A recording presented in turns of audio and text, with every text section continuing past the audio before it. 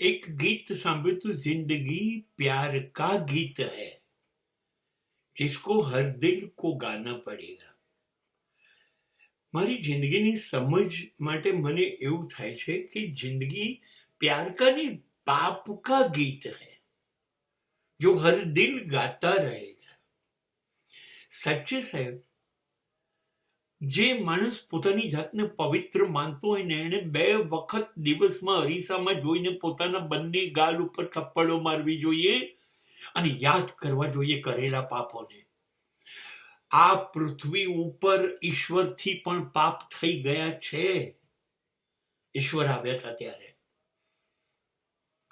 તો આપણે તો મનુષ્ય છીએ, ઈશ્વરથી કેટલા જોજનો દૂર માણસો છીએ આપણે. આપણે માત્ર પાપ કી ગઠરી બાંધી એ સિવાય કશું ન કરી શકીએ.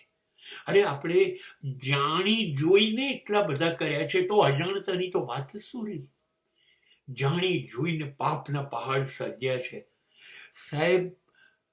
એટલા બધા માણસોની લાગણીઓ દુભાવી છે, એટલા બધા માણસોને માનસિક રીતે દુઃખી કર્યા છે. કદાચ તમે એવું કહી શકો, મેં કોઈને થપ્પડ નથી મારી, મેં કોઈને બંદૂકની ગોળી નથી મારી, છરી નથી મારી, હોઈ શકે, પણ તમારા શબ્દોના બાણથી કેટલા લોકો મર્યા હશે, કેટલાની લાગણી દુભાઈ હશે. તમે કેટલાના અરમાન, કેટલાના સ્વપ્ન કચડી કાઢ્યા છે. તમે લોકોની ઝેર જેવી જિંદગી કરી નાખી છે. તમે ભૂલી ગયા છો. તમને યાદ કરવું ગમતું નથી.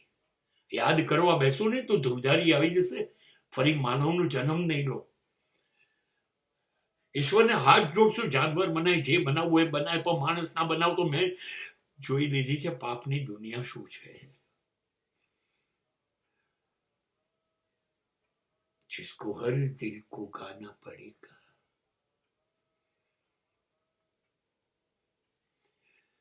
એટલા દુઃખી થયા હોય છે ને લોકો સાહેબ, આપણાથી બહુ દુઃખી થયા હોય છે.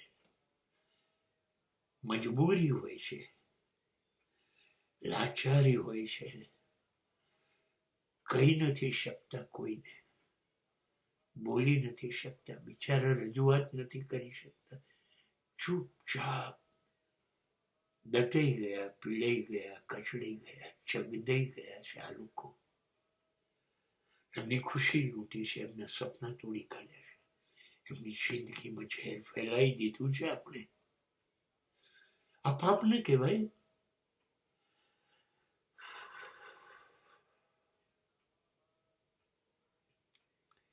એ જે બદદુઆઓ ઉઠી છે ને સાહેબ, એ જીવવા નથી દેતી. એ લોકોને જેટલું દુઃખ પહોંચ્યું છે, એને જે વરસાયું છે આપણી પર બોલ્યા વગર, એ આપણને કોઈ પણ પડખે ઊંઘ ન આવે. અને જો આપણામાં થોડોક પણ ઈશ્વર જીવતો હોય, માણસ જીવતો હોય ને આંખ બંધ કરીને યાદ કરીએ ને, ઓ માં, આપણે સહન નહીં કરી શકીએ કે આપણે શું કર્યું. સાહેબ,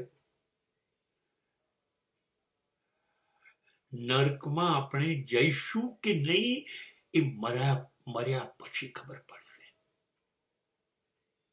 પણ જીવતે જીવ કેટલા નર્ક લોકો માટે પેદા કર્યા છે, જેમાં એ લોકો સડ્યા છે. એની સજા એ થશે ત્યારે કાંપી ઉઠીશું. આપણે જીવી નહીં શકીએ, ફરી જીવન માંગીશું પણ નહીં.